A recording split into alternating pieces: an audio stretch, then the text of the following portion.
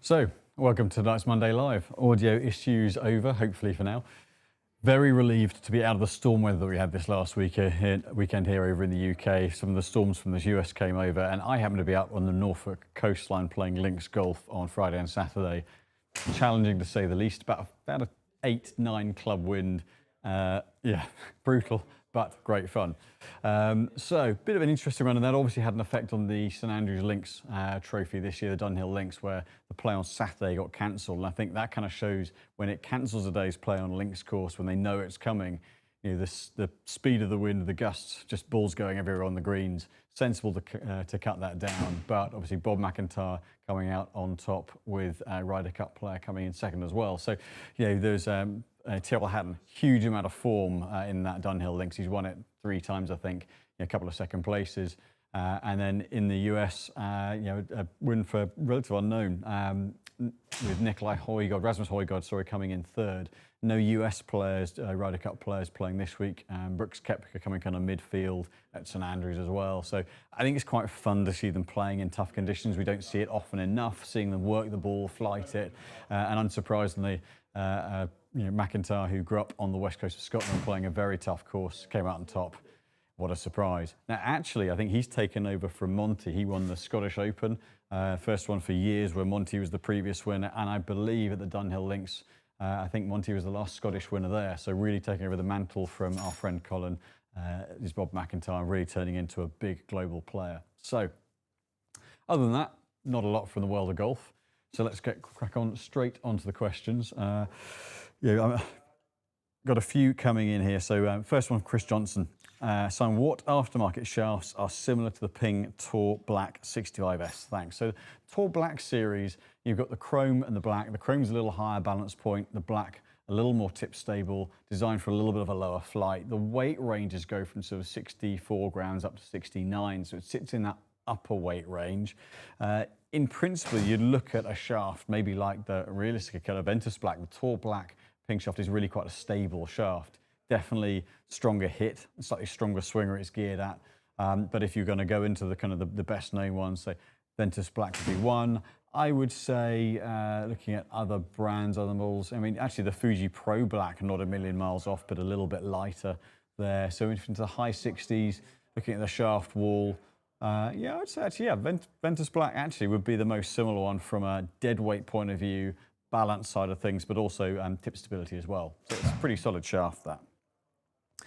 Oh, Inevitable Victory, what a great handle. Any similar shafts to NS Pro 1050S, but less torque / stiffer? And the 1050 series has been around a heck of a long time. You're going from, you had the 850, 950, 1050, 1150. They've been around a very long time, very neutrally weighted. In terms of something that's going to play a little bit stiffer, they have got a bit of a responsive tip. At that weight, interesting, to get it feeling stiffer, you're going to change the balance of it somewhat because they've got to reinforce the tip a little bit. So, you know, something like a Modus has a stiffer tip, but it's got a softer handle, so it doesn't necessarily feel that firm. I would say certainly, you know, Dynamic Gold 105 might feel a little bit more stout, certainly swings a little bit heavier. In that 105 range, you might look at something like the Acra, the I-Series green in a 105. That's going to feel certainly more stout, but again, it's going to swing a little bit more tip heavy. An interesting one, and balance point a bit different, but if you're wanting something really tight feeling, maybe an Axiom in the 105. That's not going to be a million miles off either. Hope one of those suits. Scott Stanley, recently got rid of AMT Silver. Is this based off the DG Mid 115? Actually, the AMT Silver has been around for longer than the Mid series. So the principle of the AMT is that it's ascending mass technology. So through a set of irons, you generally get a 1 or 2 gram weight progression as you move down the set from sort of 3-iron shaft to pitch wedge shaft. They get slightly heavier. Now the AMT progresses that more strongly.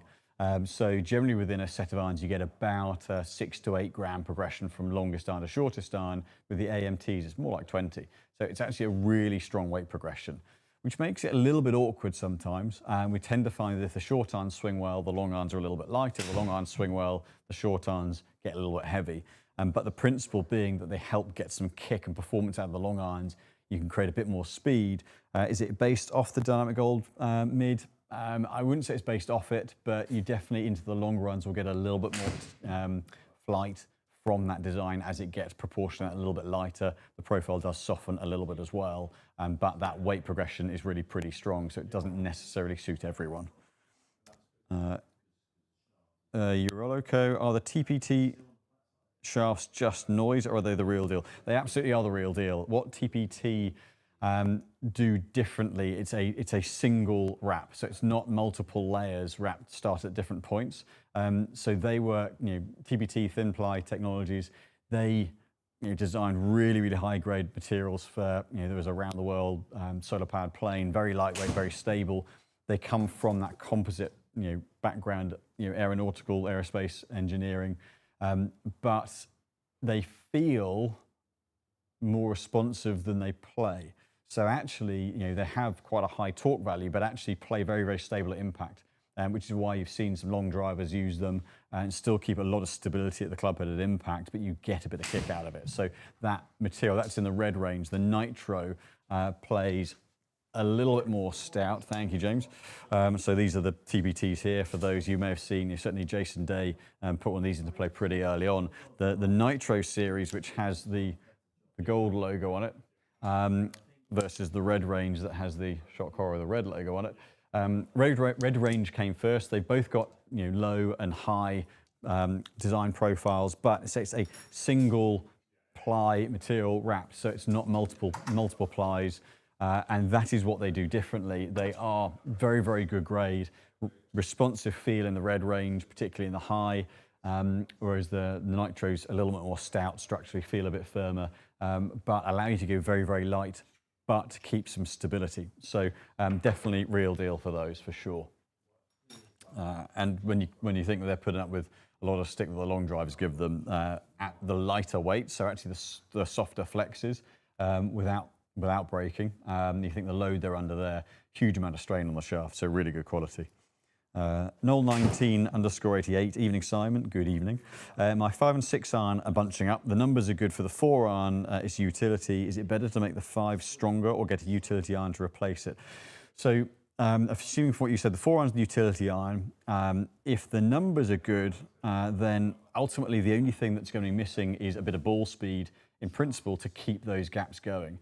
So going to a head like a utility iron where it's giving you a bit of extra pop and a bit of ball speed from the face, that will help or should help get some distance progression. If the launch and the spin are in a good spot, then the only thing you're missing is ball speed, or should be ball speed. And you're generally looking at about 5 miles an hour ball speed per club to get a good 10 to 12 yard progression. So in principle, from what you said, yeah, the 5 iron utility iron would, or a head with a bit of tech, if you haven't got a bit of tech in the 5 iron, would help just to keep that progression going. I've done with that my own set. I have a 5 iron that's in a blade. I then go a 4 iron into the, so I play the Muro blades 5 to pitch. I go a P770 4 iron to get a bit of tech and a bit of flight. And then I go utility iron into my 2 iron. So the principle of that is to keep the ball speed progression going, to keep my distance gaps even. So that sounds like it's likely to be where you're missing out with that. Flynn Ratcliffe, Flynn, hope you're well. Been a while, it certainly has, longer than it feels like. When we fitted driver last year, we went with 43 and a quarter inches. I feel like I'm finding the middle a lot more and want to try something longer to gain back some yards. Currently in the VA Composites Drago 65 stiff. So in terms, I assume the question is what would you go into? I mean, in principle, it may well be that shaft actually works well for you at a slightly longer length. Flynn is not exactly short of speed. So it may be that you drop a few grams, something like the Fuji Pro Black in a 60, it's a similar balance point, but the dead weight comes down just a touch. If you're finding a lot more fairways, then I guess there is a sort of a double-edged sword. If you go longer, are you going to gain enough speed in order to make it worth doing, or do you actually lose a bit of the dispersion? Is that dispersion worth more than the extra shaft length? Certainly something to let me know, pop back in, and we'll have a good test out and see whether the payoff for the extra length actually is worth it versus the accuracy of the shorter shaft length. It's why at his peak, Tiger was in a 43.5 inch driver. Tony Finau plays a short driver length. Now, granted, he's got very long levers and a vast amount of speed, but it's being in play, certainly on the courses that we're playing a lot of over here, probably worth something, but definitely something to check out. Chris DeFranco, that is a name I haven't seen for a while. I hope you're well, Chris. Looking to get fitted for a new driver is now a bad time of year and better to wait until new product launches in 26. Have you seen any of the new drivers and done any testing? So answer to the second bit, not yet. All we've seen are a couple of images online that have been sort of leaked. There was a Cobra driver one leaked. We will be seeing product through November into December and doing some preliminary testing, I would have thought, late December, mid-late December. However, we won't be able to tell you anything about it until the embargoes lift in January, sadly. But we will be viewing the products as the reps come round with it over the coming, not quite weeks yet, but sort of November into December. In terms of getting fitted for driver now, next year's drivers, the brands are going to talk them up big time because they do every year. If you take how good the product is now, fitters like us, we know the product inside out now. So actually, latter part of the year is actually a good time of year to get fitted. The only thing you've got to do is get in fairly soon so that some options, say Callaway, TaylorMade, Cobra, will be sort of winding down stock before product launches in January. So in order to have full range of options, I would get in fairly soon. But actually, the fitters know the heads really well now. So it is back into the year is a good time to get fitted. There are always going to be product launches. There's always going to be a new product coming out every 6 to 9 months, be it from different brands through the product cycle. So you're never that far away from a product cycle changing, but the current crop are really good. So I don't think you'll be missing out on anything in particular as long as you get in before models start to go out of stock. Richard Skinner, can you hit the Mizuno S3 versus the Strixon ZXi7? So I saw James scurrying to pick some things up earlier. I'm assuming they're those couple of heads. I will certainly do that now. So what we've got with the two heads are Mizuno S3. So it's a marginal cavity back. There's a little bit of extra weighting at the bottom versus Strixon ZXi7. So in terms of head profiles, a little bit of a muscle up in the middle with the ZXi7, but a bar of weight across the bottom. They do have a little bit of tungsten in the toe end of the long iron heads as well, but they've also got that sole grind, the V grind on the sole, which gives a little bit of a turf interaction gain in principle, a bit of almost like a kind of a bounce profile. Whereas on the S3, a little bit of a beveled leading edge, but more of a traditional second half to the sole. Let's put these together. I'll start with the Mizuno. I will very briefly, before doing each of these, will disappear off screen just because I want to make sure that the loft is comparable. So bear me one moment whilst I do that. But ultimately, both really good forged heads. The S3 that's just had the S1 launch alongside it has been pretty successful. I think ultimately, the S3, sorry, I've just run away from camera. The S3 doesn't have there's no tech in this. It's a very traditional forged iron head. So it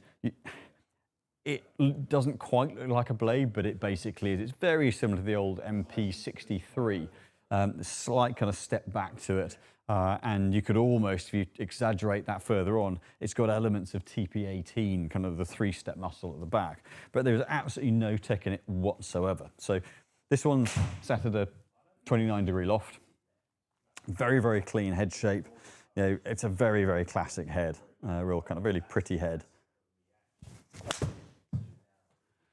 So soft feel, because you haven't got any tungsten or anything like that in it. It doesn't give you that hardness to the sound. And this is the thing. I mean, I've covered that a little bit, but people assume that you've got to have tech in a head to get high efficiency. Now, actually, that one, because I've taken a bit of loft off, is a 143 smash factor.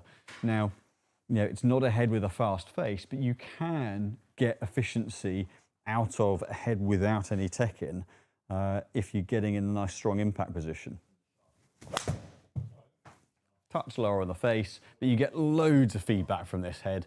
I've delivered a fairly strong position. I've just come off a very, very windy weekend, so I'm a little bit more on top of it than I would normally be, but a fairly kind of mid-spin, strongish mid-launch on that for me, but maximum feedback from this head in terms of if you're looking for feel, feedback, control, then it's a lovely head, but you're not getting much forgiveness.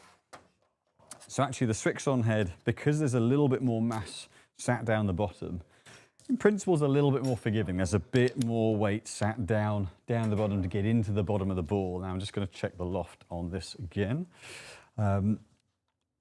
It's still a very traditional, in some respects you say traditional forged head. A little bit of tungsten in the toe in order to give it a bit more stability on a toe strike. Good, that's the same loft.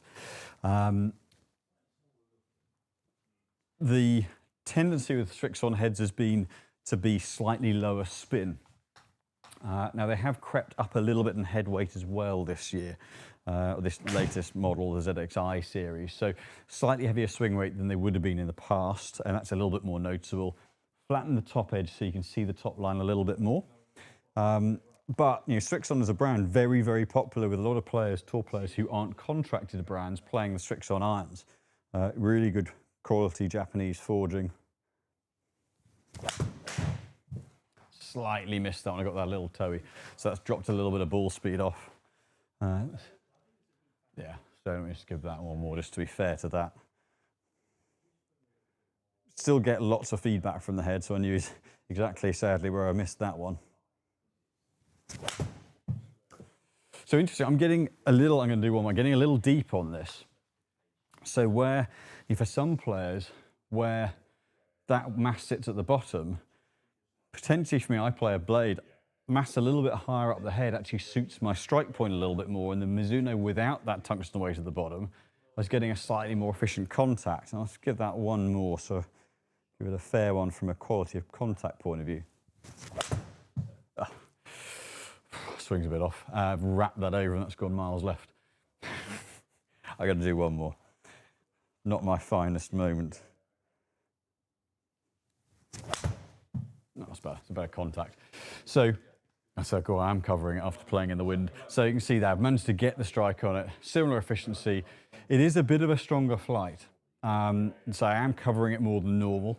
But spin rate down a few hundred revs versus the Mizunos. Essentially, I'd expect the Strixon to be a hair lower spin. Probably 8 times out of 10, we'd be using that head just to bring the spin down a touch relative to other forged irons. But I think if you're someone who strikes it high up the face, then actually something with a little less mass at the bottom, the central gravity sits a little higher up, you may well feel like you get a better contact out of. Both really nice quality heads, lots of feedback, lots of feel. You're not going to get any jumpers out of either of them. But I think if your strike point tends to be slightly lower on the face, then from what I've seen there, the Strixons may feel a little bit more solid. You tend to get on top of it a bit more and catch it up the face. The Mizuno slightly better there. Certainly the results that I got there, it certainly showed in that. But both really nicely made heads.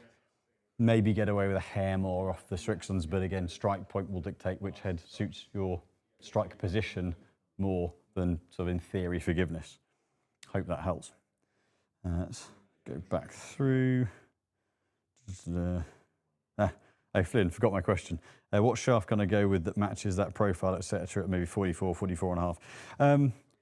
I think if you're only going up that far, Flynn, then actually the same shaft could well work well. We do have plenty we can test, but generally speaking, if it's only that little difference, you're probably okay in the same shaft. If you're going all the way up to 45, you might want to drop a couple of grams, but it will be pretty similar. Scott Stanley, I was fitted in the Dynamic Gold Mid 115 X100, but was told that wasn't an option with Titleist. They can't carry every single option. So what you tend to find is, Titleist actually cover more than most. They have quite a lot of shafts in their custom options, but what you'll tend to find is that they might carry the regular and the stiff in one shaft, or the stiff and the X in another shaft. You see it with Ping. They've generally done the Modus 105 in the R and the S, and then the S and the X in the 120. Every shaft that they add into their custom options does cost them a heck of a lot of money. So they have to look at what they're actually fitting and selling and take a view on whether it's worth having that. So, and that's probably the case with the DG Mid 115 and the X100, that due to they're just taking a look at what they're actually utilizing and how much they think they're going to use it. And so it isn't covered. It's something that we can fit and build and get the heads from Titleist and the shafts from somewhere else and put them all together. That is certainly doable. But yeah, they just can't carry every single option, simply just not cost effective for them. That's why we're here. Dan France, I have a GT2 18 hybrid Tour AD VF 85 stiff and play 620 MB Project X LZ 120.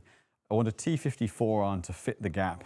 Match the iron shaft or the hybrid. What will likely differences be in flight and distance? So, I mean, certainly you've got a 35-gram difference in shaft weight there. So you're going to see a swing speed progression change. I think if you're going into the T254 iron, looking at those, there's sort of two routes, and it is one of the stock answers I often give, it is player specific. I have to play the same shaft as my irons in my driving iron. If I go lighter, I kind of lose the timing. Yet there are plenty of players, no matter what standard, that we would go a little bit lighter in. So one option would be, if you wanted to save a little bit of weight but keep it feeling like the irons, actually in the forehand you could go into the LZ 115. Technically it's a slightly softer shaft, but actually the flex won't make a big difference, but you're still dropping 5 grams or so out. You're still making that a little bit easier to swing, but it's going to feel more in line with the irons. So that's one way you can make a kind of a small step on. I think if you were to go, based on where you are in the LZs, if you were to go all the way down to something like the hybrid shaft in the driving iron, that could be a little bit too light. And another option may well be, let's think in terms of those, LZ 120, let's think. I mean, you may want to go, if you wanted to keep a bit more flight into it, then you've got the Project X Red in the 110. That might be a nice option as well. However, my gut feel is keep it a little bit closer to your irons. I would, if you want to save a little bit of weight, just put the 5.5 Project X LZ in. I think that gives you enough of a difference without losing the essence of where the irons are. If your irons have been going well, then don't stray too far from those, would be my gut feel. Flynn, my other thought was to build something else at 45 plus as my bomber, then use my current as mini driver, even though it's just a shorter shaft with the dark speed head in Mickelson PGA style. Yeah, it's an interesting one. I think the moment you go 45 plus, very few tour players do that. And actually the gain in shaft length, there's a point where your loss in terms of strike quality and therefore dispersion and therefore spin stability will overdo any club speed gain you get. So for generally between a 3-wood and a driver, we'd see 5 or 6 miles an hour club head speed, and that's normally 2 inches in shaft length. You're only looking at a few miles an hour, so it might be, I mean, there's a reason why Mickelson wasn't the greatest driver in the world. There are very few tour players that would make that kind of play. I think if you've got a decent amount of speed, actually strike quality and keeping it straight will gain you more, because you're running down the fairway, you keep the spin stable, you keep the efficiency of flight, versus hitting it a bit further but spraying it a bit more than playing out the rough regularly. So I would be careful of going beyond 45, especially as we went shorter to get it back in play. I would say 44.5 to 45 would be the max I would advise going with for that. Andres Hurt. Hi there, I'm still playing my Titleist AP1 irons with steel shaft from 2014. Driver 915 D2. Will I profit from a fitting? I'm struggling most with my long clubs, 5 up to driver. Any recommendations? The answer is, you may from a result point of view, the fitting will be able to tell you, a good fitting will be able to tell you whether there is any value in making a change. Now, in principle, you'd be looking at the 915 versus the current crop of drivers. Current crop of drivers should be noticeably better off-centre. Spin stability, ball speed retention, you should see an improvement from the head alone. And if you think going back to 2014, 2015, that's 10 years ago. So depending on your vintage, if you're not as strong and fit as you used to be, then that's when also shaft weights and things can potentially help again from a timing point of view. I would say, I mean, the AP1s back then were still a good head. So it's not that where they are is irrelevant, but again, we have seen, particularly low on the face, improvements from the current heads based on materials in the sole, more tungsten in the sole, the way they're bonding the heads together, the way they're using multi-material structures to make the frame more rigid. We're seeing better energy transfer low on the face. So I can't say for certain you're going to see big gains, but I absolutely can say if you see a quality fitter, they will be able to prove whether there's enough worth in making a change, or actually where you're currently at is really good, and keep with them.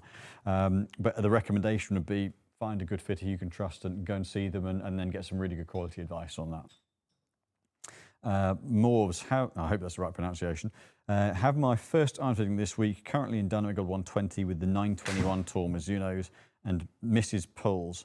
Pulled out my old irons, Elevate MPH with Cobra Forge Tech was hitting it much better, very steep. So the current fitting is for a new set. I mean, certainly the Elevate MPH is a lighter shaft. Dynamic Gold 120s, they swing quite heavy. So from that would suggest that going heavy tends to get you fetching it and kind of dragging the club head over. I saw that with someone in today. The moment we went remotely heavy, actually Peter Kendall might be watching, the moment we went remotely heavy in the bottom end, in the same way that Matt, who works with us, the big hitting Matt, the moment the club gets behind, it wraps the toe over and goes left, where you think that might open it more. So from that would suggest that the Elevate MPH, which will be that little bit of a lighter dead weight and swing a little lighter in the head, that not going too heavy is likely to be a good thing for you. So that'd be something to look out for on the fitting. I hope. Oh, there was a follow-up. So this actually, sorry. Should I suggest the fitter to start off trying 105 range? I naturally hit it very low due to steepness. Well, so the shaft isn't going to make a noticeable difference to your flight. That's your delivery and then the loft style of the head. But absolutely, I think let them know what your previous setups were and what's worked and what your current ones are doing. And then really kind of, gauge it by how the simpler the club feels to deliver and control the shot with, the better the setup is for you. If you find you've got to manipulate a lot, then you're probably in the wrong setting. Anything that's heavy will feel almost like you've got to get it spot on to get the best out of it. Anything that's a bit too light might feel you've got to back off it to get the best out of it. So the cleaner and simpler it feels to deliver the club head, the better the setup is for you. So, but I would certainly let them know where you'd like to start. Make sure I'm not past anything. Ian Murgatroyd, evening boss. That's very kind of you. I'll let my wife know that was what I'm called tonight.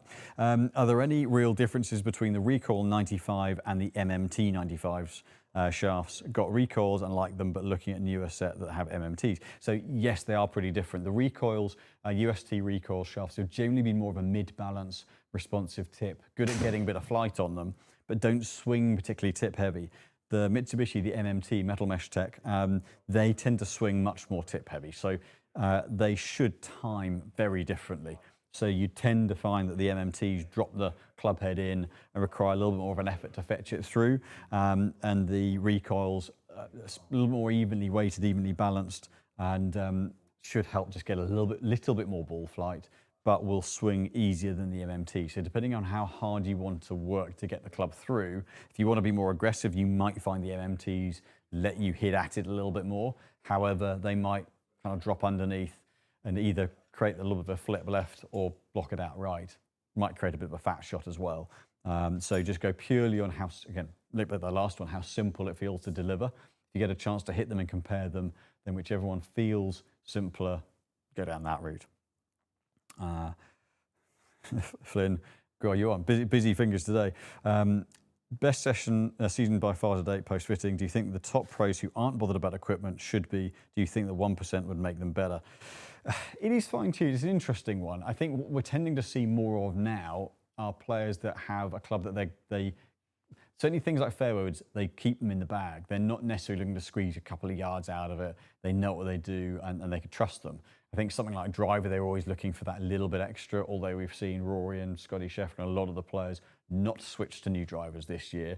Even someone like Ludwig Oberg, who won at Torrey Pines earlier in the year. Was that this year or was that last year? I think that was this year. Time goes so quick. Yeah, this year. He was switching within rounds between GT2 and TSR2. So when you get something that works, ultimately the gain is that small. The 1% gain in performance, I think the extra percentage that they get in trust and confidence is actually worth at least as much because they're looking at really, really minute differences. but a shot for them is worth quite a few dollars. So I think you get some players that will search for every little thing they can, and then you get others who just aren't going to switch much. I mean, look at Tiger. His iron setup has barely changed his whole career. Some heads have developed over time slowly, but his base iron spec, almost identical, and he kept an M3 fairway with 5-wood in the bag for goodness knows how many years. So if it works, it's got to really be worth making the change even for those guys. That trust is really, really key. Eric Wallace, any tangible differences between the Ping 440 Max and LST fairway wood? Is there a way you can test them? Also, any insights from the fitting sessions with the LST that you have noticed? Well, we can test them, and I will do a quick comparison.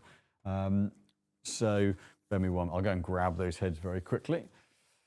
So the titanium head is actually a bit of a bomber, if I can find it.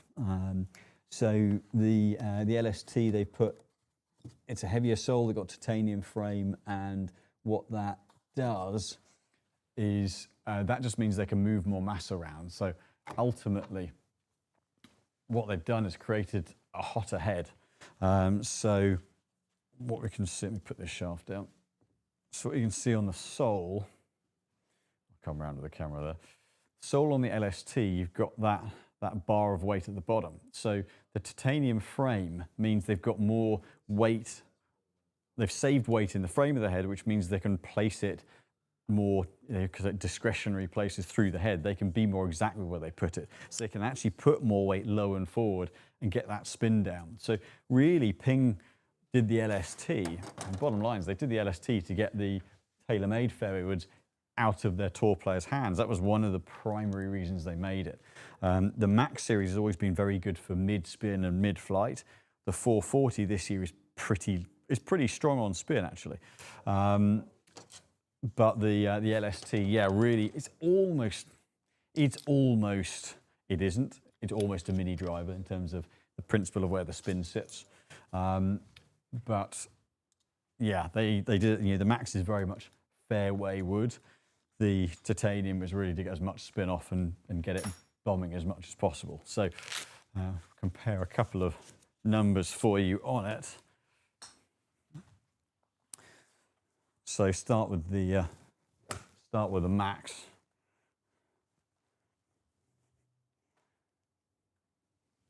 A little bit pulley, but not a bad hit. So maybe slightly lower on the face, but you can see there, spin-wise, you get a little bit low on the face, that spin kind of pops up. So it still collects the ball well, still a very forgiving head, but at 3.7, 3.8 on spin, that particular shot's just a little bit weak. If I give it one more there, a little bit more solid. So getting a bit low on the face, so it's spinning up a little bit more, but that's the tendency. It's the one thing, out of the Max head. So this year it's stronger than 430, but it's designed as a sort of more of a mid-flighted head. Now, for a lot of the tour guys, especially if you kind of squeeze it a bit more, that spin will kill them.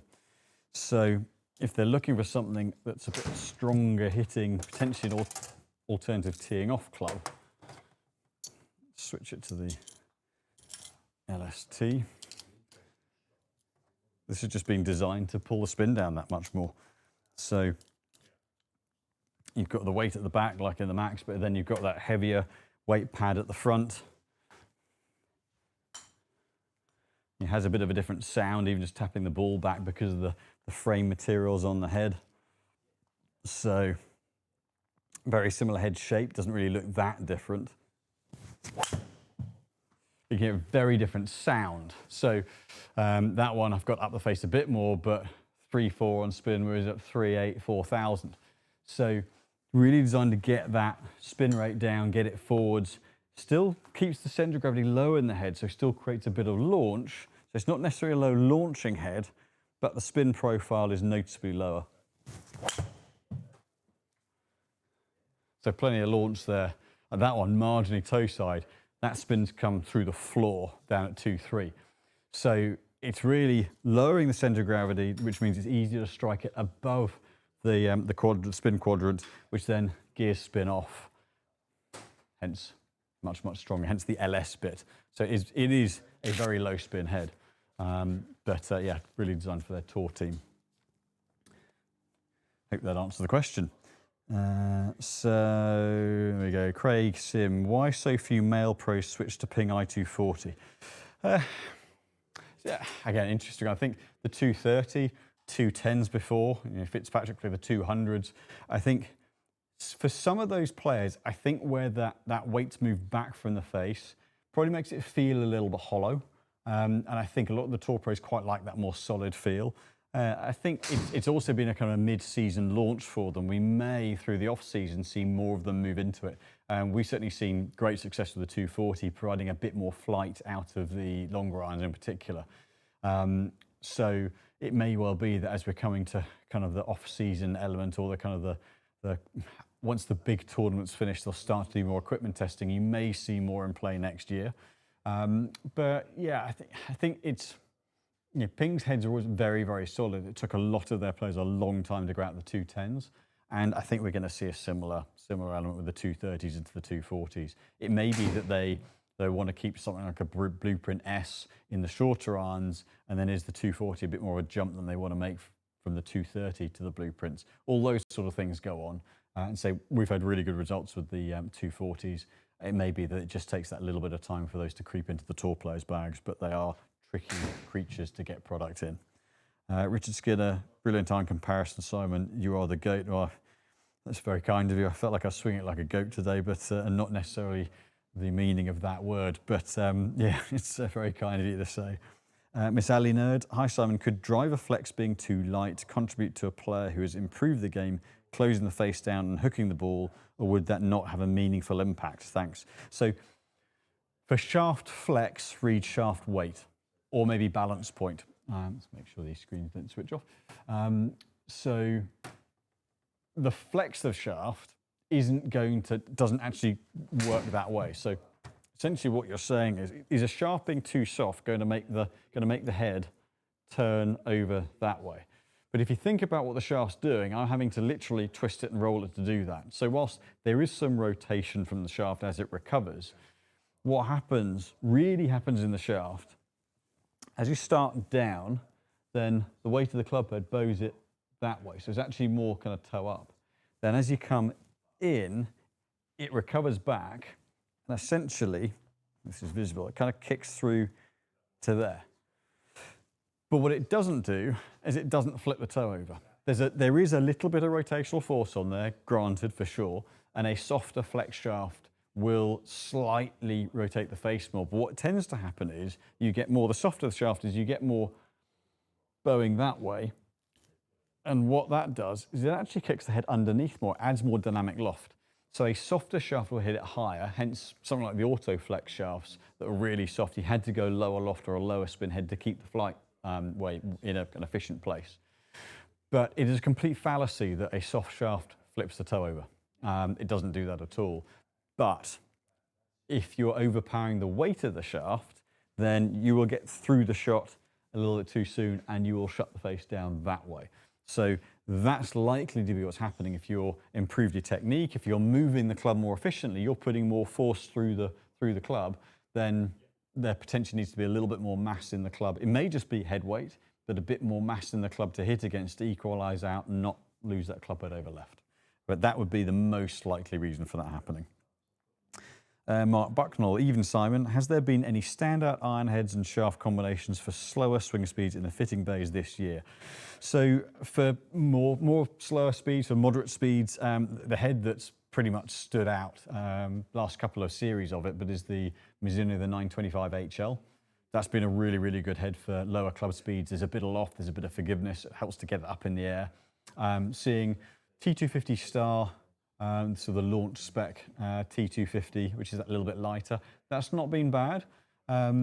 Still, I feel that head still needs to strike slightly higher up the face. So quite interesting getting to know what that head does. I think there are other heads that maybe get the mass into the bottom of the ball a little bit more easily. But again, depending on your strike point, the 250 Star could work really well. Other heads for kind of moderate club speed, P790 is still a really strong hitting head. Again, depends how much flight you need out of it. It's a lower spin head, but it's a really strong head for ball speed, as are things like G440. But the reason I highlighted the 925 HL is it's that height side of things. A lot of those heads have gone stronger loft apart from the launch spec T250 and just bring spin down, so lose flight. So from a head point of view, that's where that Mizuno has been just a brilliant option the last couple of models. And from a shaft point of view, ultimately it's whichever swings best for you that helps you deliver with the most efficiency and timing. You're not going to see a shaft create a massive amount of kick and a totally different ball flight.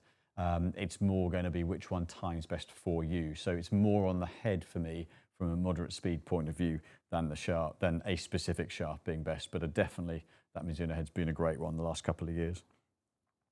George Johnson 16, I'm working on improving my hand path. My hands move out during transition, which means out that way. Does swing weight affect hand path? What should I look at equipment-wise to help me improve my hand path? So what swing weight will do, if it's light, what happens is, as you put energy into the club, it doesn't throw it that way, but it wants to kind of stand up, and you can end up losing the club head on the way down. So having a heavier swing weight, and if you're doing it with head weight or potentially balance point in the shaft, moving it down the bottom, as you start down, the heavier it is, so I move the handle, the more mass in the club head end essentially wants to drop it down. Now, that actually, I guess if you're thinking about it from a hand path point of view, that can make that worse.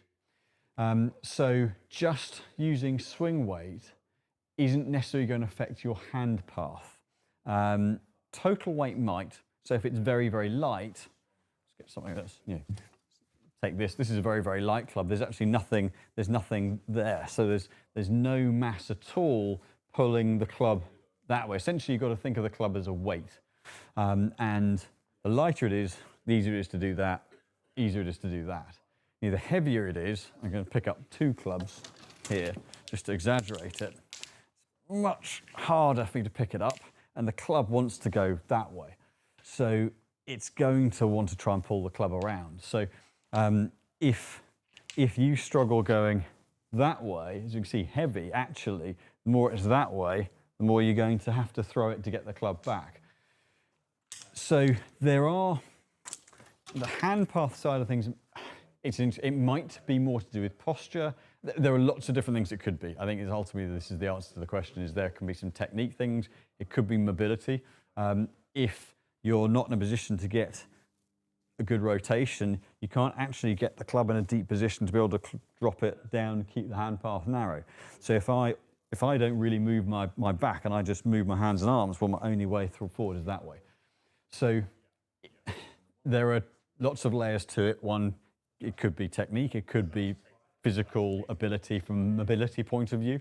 And the weight of the club can either augment or hurt in that respect. So there are, to pick one thing, I'd be taking very much a blind guess.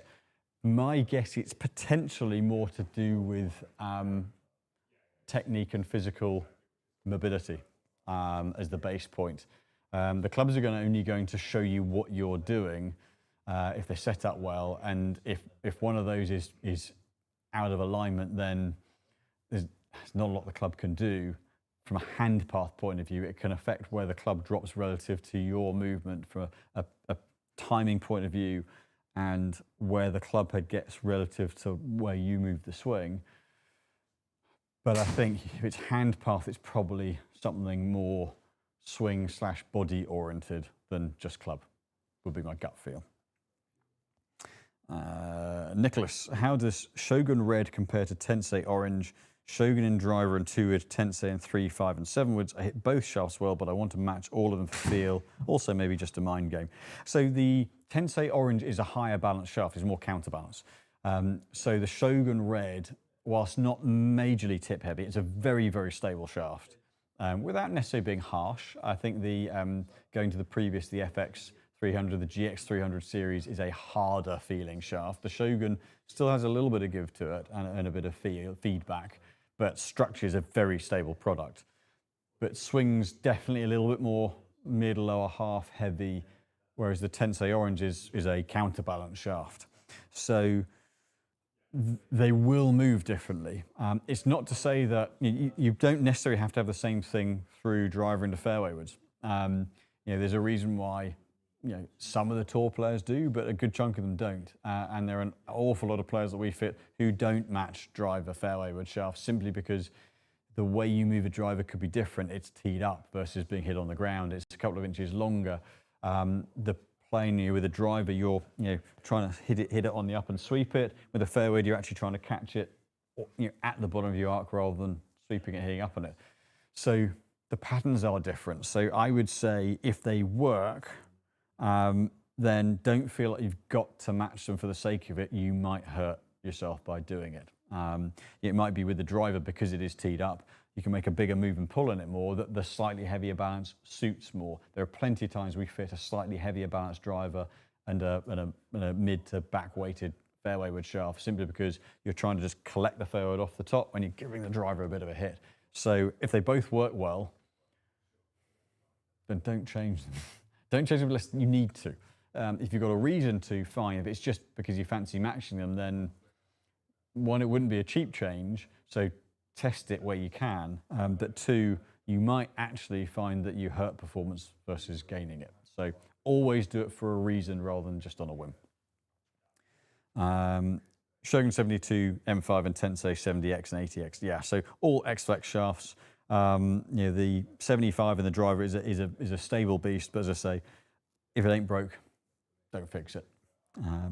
Pro V1 David, Ping haven't brought out a 10K driver head in the 440, so is it as forgiving as the 430 10K? So one of the things that they're all being a little bit careful of is using the phrase 10K. Now, because the problem is the moment, take Ping for example, they have a back weight that's changeable. The moment you change that back weight, if you go from a, let's say a 26 gram weight in the back creates the 10K, or 29 that some of the 440s have might put it close to. If that's heavy and you need to lighten the head weight, the moment you remove weight from the back, it isn't 10K anymore. So that's something that they've all been very conscious of in the latest releases. Now, I would say based on the 440s and how they perform, is the 10K really necessarily? Maybe not. I think the 430 10K was a very good head. It actually kept spin down very well, I think slightly better than the 440 range. And so it does give a bit of a differential in performance. But is it as forgiving as the 430 10K? If it isn't, it's exceptionally close, but they just don't want to stick the 10K marker on it because the moment you make it an HL model, you put the lighter weight in the back, well, it's not 10K anymore. So yeah, I think that's where they've taken that 10K number off. I might be wrong, they might release a 10K in January, who knows, but I don't think they need to, but they might feel they want to, and you may see one launch in January, or they might not. The Yorkshire Blade, good evening. Hi Simon, being ill but getting better. Good to hear, good to hear. It's that kind of time of year, it's that horrid change of seasons. Is the Titleist T250 a flyer, or does it retain control and spin, and could you hit it against the T200 please? I don't have the old T200 anymore because we can't get them. I will hit the T250 though to give you a marker on spin and launch. So overall it's been pretty solid for spin, I would say. It's never going to retain the same kind of spin as the T100. But what we have seen with it, particularly when we've been looking at blending sets with the longer irons, is actually the head that sort of misses out is the T150, because now the T100's got the channel in the back, it retains a bit more spin, and now you get the ball speed, and the T250 launches it a bit higher. So it's been a very solid head. Performance-wise, ball speeds have been good, and it is a fairly strong loft. They're still around that 27 odd degree base loft. So going back not that far was a 5-iron loft, but they've added weight. They've added about another 10 grams, I think, heel and toe within the T250, which gives a bit more stability. Still got that fairly kind of clicky sound to it, but from a flight point of view, it definitely picks the ball up pretty well. That's something that we've noticed with it. So you see there's 17 launch versus where it was earlier with some of those bladed heads. Now I've delivered that a little shallower, but created plenty of flight. But if you look at that versus where I was with the Mizuno and the Srixon, it's the same spin, but the launch is higher. So proportionately, spin relative to degrees of launch is down. So if you've got launch angle with the Mizuno or the Srixon in the same place, you're going to be another over 5,000 on spin. So it does help to kick launch angle up. Still quite a clicky note. That one I've got the flight down, back down there at 4.2. 146 efficiency. So it does give that bit of kick off the head. I mean, that one for me, I mean, that's 5.5 iron distance, but sort of 5.5 iron loft. But the spin, I've covered that a bit more, so hit down a little bit more, which has retained a little bit of spin, but the previous one was a bit shallower. Launch up, but spin's still fairly strong. The argument would be a higher launch keeps a bit of land angle, keeps a bit of control.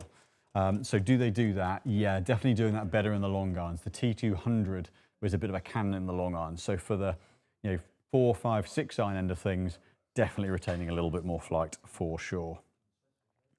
Macro9 retracted one message and sent another one. Evening, Simon. I was down in August and was fitted into Accra IS7 graphite shafts, but it doesn't state what flex they are.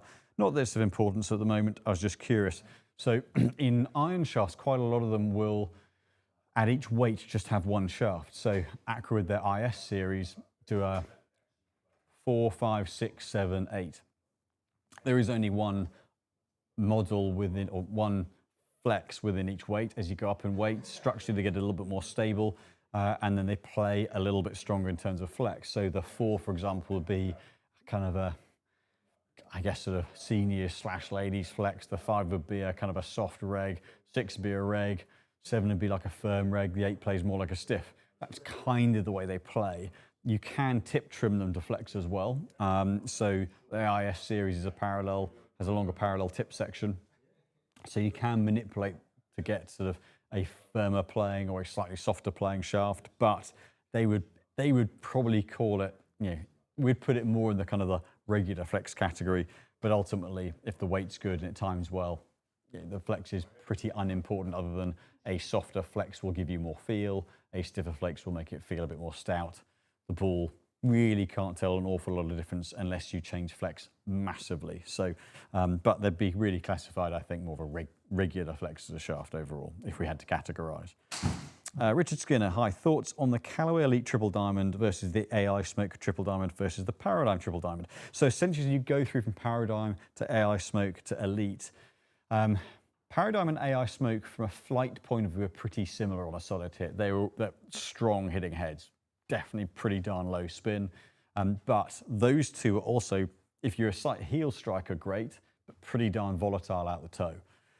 For me, the Elite Triple Diamond has kind of gone part way towards the max. So when the AI Smoke Triple Diamond, they did an AI Smoke Max Triple Diamond, which was slightly deeper weighted, a little less exaggerated for low spin.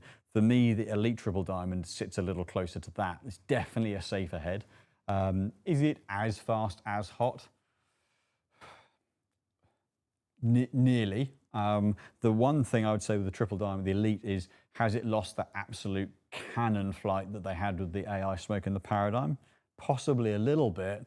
However, it's a damn sight safer as a head. If you're a slight toe strike, it's not just falling out the sky. And that was the danger with the others. It really knuckled spin off and was just a dangerous head if your strike point went toe side. Or unless you had 160 plus miles an hour ball speed to keep the thing in the air. But the Elite is definitely all round a more moderate head. Does that make it as hot? Probably not. But is that better across the board for more players? Probably. So I think the Elite is probably still the best one of them across the board. But if you're really high speed, need really low spin, probably go back to the AI Smoke Triple Diamond. Macro 9, would you be able to tell me why the AI1 double wide putter feels so much heavier than the previous version, the Versa double wide? It could be the shaft's changed. So Versa double wide would have had the Stroke Lab graphite shaft, if I'm correct, and they've gone into steel. So the shaft will make it swing differently, and may make it swing weight a little heavier as well. Head weights do vary model to model as well. So potentially they may well have crept the head weight up slightly too. That is something that does vary model to model. I am less less well versed on some of the nuances of the putter models. Tom and Mark may be better at that than I am, but most likely it's the shaft change. They've gone from the Stroke Lab graphite and steel tip to a steel shaft all the way through. So got a few minutes left. I'll crack through these last few. Paul M. Hi Simon, doing a great job going solo. Thank you very much. I'll need some honey and lemon afterwards. Looking for a shaft to give more launch in my G440 fairways using a Chrome 75 currently, Denali Red or Alta CB. So if the Chrome 75 is swinging well, the Alta CB may feel a bit light. Technically it'll kick more, it'll give more flight, but it might feel a little bit kind of lightweight. I would say they tend to go into the 65 gram in the fairway, 70 in the hybrid. So it's probably going to be a little light. I would tend, if you're looking at those two, go the Denali Red. I think it's just a bit more to hit against. If your Chrome's working well, but a bit flat, go in the Denali Red and that will swing more similarly. Either that or just loft it up slightly. Tom Ashmore, evening. Simon, have you got the new Acra Tour Z green and red shafts in? Are they a replacement for TZ5 and TZ6 or are they a different series? Well. You almost like your ears are burning, Tom. Our demos arrived today. So they are phasing out the old TZ5 and 6 and the TZ red and green are replacing them. So they've gone a little lower torque in the TZ green. It's still that responsive tip, low torque principle, whereas the red is their kind of lower launch, lowest launch, lowest spin series. So I hit them briefly in Orlando in January, but quite surprised they've taken till this amount of time to come through. But we're literally, they put them in the workshop earlier on today. We'll be tipping them up and trying them in the next week or so. So we'll have more feedback for you on that in the future, but they are replacing the TZ series. Paul M, follow up, if I wanted to cut down my 440 fairways half an inch, would I need to adjust swing weight or could I get away with it?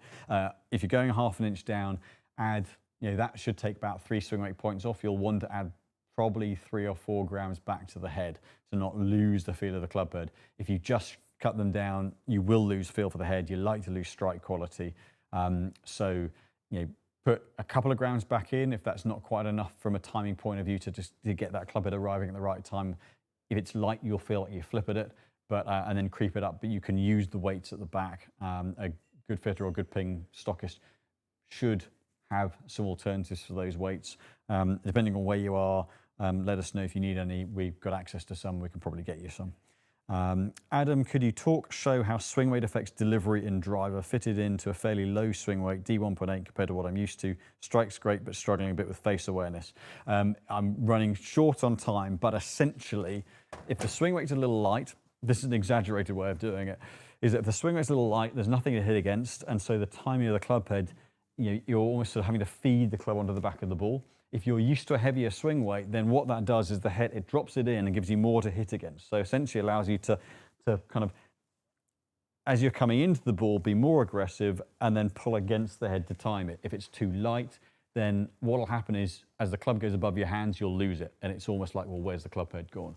So if it's too light, you're just not going to have that sensation for where the club face is. And from what you've described there, struggling with face awareness, that is absolutely symptomatic of swing weight being a bit too light. So put a swing weight back on, which is a couple of grams in the head, and just gradually build it up until the point where you feel like you're naturally squaring the face and don't have to find square. That's the point where the swing weight's probably in the best place for you. Macro 9, that makes sense, thank you. Both models are based on standard setup. Glad to help. Flynn, last one before I leave you, how much does CG change with lead tape? Put some on the top edge in a top edge or higher location on my wedges and feel like it's brought flight down. May just be placebo. It will be. Lead tape, you've got a wedge head that's 300. It will affect swing weight and that might affect your delivery. So it could do that. But you're looking at a 300 gram head that you've probably put 5 or 6 grams on. That's not enough to move CG significantly enough to change ball flight. But it could change your delivery pattern, therefore how much dynamic loft you deliver, and that will bring flight down. So it's that rather than CG location changing. I'll get these last two done, and then I'll fly through these two. Macro 9, what hybrid heads have been popular this year? So for high launch and not necessarily too high spin, the Ping 440 is very good. If you hit it more like a wood and collect it, want it up and forwards, that's a good head. DS, Adapt, Cobra, really good all-rounder, but a little bit of a stronger flight, a nice sort of moderate spin. GT2, really stable and forgiving, quite a strong hitting head. There are actually a lot of good heads this year. The TaylorMades, although they're just running out of stock now on the QI35, you hit it more like an iron, they've been really great. So there are actually quite a few heads that have been really, really strong this year. And then final one, Craig Harvey, looking at a new set of irons as I've improved from my current set, looking at PXG Gen 7. If I was going to go for Gen 7 XP, but weakened 2 degrees to the similar to the P version, will this affect the bounce? Yes, it will. It will add, for every degree of loft you add, you'll add a degree of bounce. So if you put 2 degrees of loft on, you're putting 2 degrees of bounce on. It's already quite a wide sole, so just be careful of, if you're not someone who gets kind of covered on top and hits down on it, they could get a little clumsy. And Euroloco, can't wait to get fitted by you guys soon. We are looking forward to seeing you. So thank you for keeping me going this evening. Again, so grateful for all the questions coming in. They're getting better and better as the weeks go on. And it's so fun to answer them. And so glad that you keep chucking them at me. And it keeps me rambling on for an hour non-stop. So once again, hope you've had a fantastic weekend. I hope you've enjoyed the show today. If you like it, hit the bell button and subscribe, hit the likes, check out the videos on the YouTube channel. Anything you want us to do, just let us know. We've got a load of content sort of lined up to film, but if there's anything you want us to film, any suggestions, put them in the notes and we'll do what we can. But thanks again for joining us. Have a wonderful week. And Stuart and I will be back next Monday. See you then.